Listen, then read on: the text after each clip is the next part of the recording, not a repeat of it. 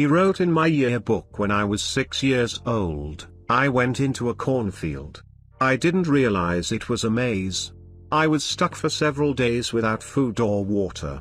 When they found me, the doctors said I'd never be the same.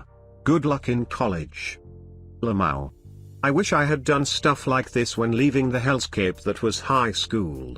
I'm probably already remembered as the weird kid that picked dandruff out of his hair, and piled it up on the desk. Or the weird kid that always had Magic, the Gathering cards with him and was constantly deck building. Or the weird kid that had a creepy crush on that one swim team girl for years. I have a lot more self-control now, and I'm not a creep to women anymore, but it would have been extremely on brand for me to write stuff like this in people's yearbook. And you know, maybe I'd be remembered as the kid who wrote weird shit in people's yearbooks instead of the weird creepy kid. Not a creep to women anymore. I mean, everyone's got stuff in their past that they're not proud of. I'm not proud of how I acted towards that girl in high school. I'm extremely ashamed of it, and don't really ever talk about my high school years because I just don't like who I was back then. Luckily, I went to college and learned that my behavior in high school was not appropriate.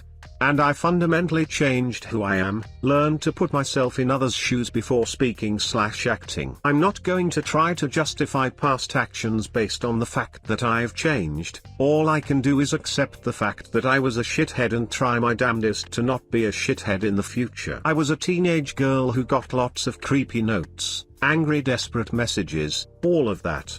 I can tell you that I definitely don't assume that those guys are the same way now, although some may well be, or that they grew up to be bad men.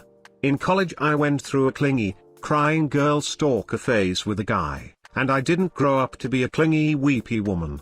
There has to be some room for forgiveness in the case of teenagers and their idiocies. That's a very mature mindset. Keep improving, my man.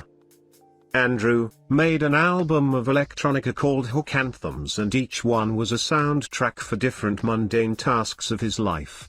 He sold only one copy to a maths teacher, and it's also one of my life regrets that I didn't buy one too. That's not weird, that's visionary.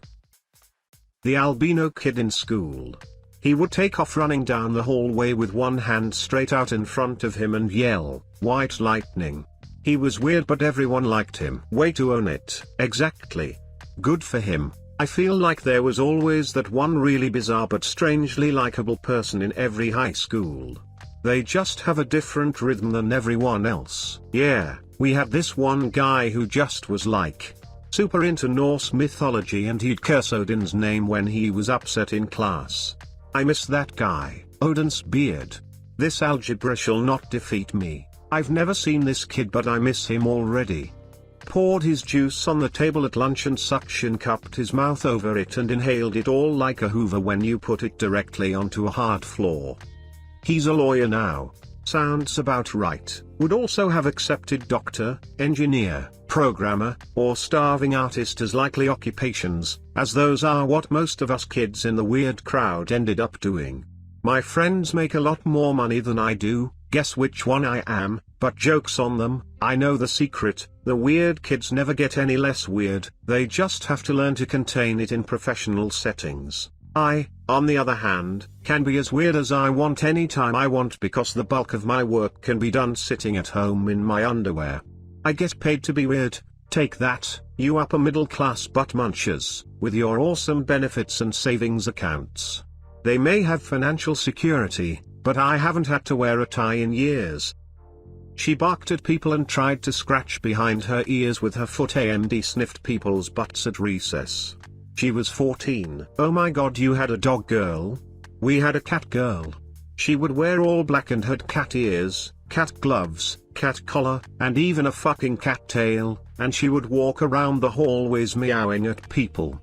If she didn't like you for whatever reason, because she never actually spoke to anyone, she would hiss at you and swat at you until you left, but sometimes she would fucking chase you. She had 2 friends if I recall correctly, and she would nuzzle into them and purr. She was the only person who acted like this, and she was that way my entire high school years, albeit a year younger than me. And I'm pretty sure she was in the special ed classes. I graduated in 2018, and I often wonder where she is now and if she's still meowing at strangers. Edit, I can't believe my most upvoted comment is about a cat girl. Edit 2, I am pretty sure I found her, just judging from my facial memory here, and she has a newborn as of this year. No cat ears on either of them. Which is good, I guess. Unfortunately she got stuck in the vents and never came out. Some say you can still hear meowing in the hallways at 3 a.m. A few days before a pep assembly, anonymously posted signs all over school that said the cock is coming. Teachers and school administrators were obviously concerned but clueless. Smuggled a live rooster into the assembly and partway through the opening speech at the assembly, whipped it out over his head as it went apeshit. Entire gym full of kids stood up and started chanting cock. Cock. Cock. Was not seen at school for a few days after that. I'm concerned and pleased with this outcome cause reading/hearing the cock is coming before something like that ends with someone on jail. Here comes the rooster. So, there was a guy at our school when I was a freshman that everyone called Wolfman who was weird in all the bad ways. He claimed to have superpowers, teleportation, DBs like energy creation and whatnot. All the girls said he'd just stare at them if they had class with him. He hung around us freshmen and did his best to flirt with the girls. For an example of his flirting, he once told a girl that while astral projecting, he saw her face on Jupiter. Needless to say, girls stayed away from him. He graduated though, and his brother started at the school. Now, Wolfman wasn't a tall guy by any stretch of the imagination, maybe 5 feet at most, but his brother was a good foot shorter than him. He looked like he belonged in 3rd grade, he never got any taller. It didn't help that he always wore a child's Goosebumps jacket, that made people start calling him Goosebumps. He was even more convinced of his powers than his brother, but at least he was less sexually creepy, but that's all he had going for him. One memorable day I was in math class, and he started shaking violently. People ignored him, so he started flapping his arms around.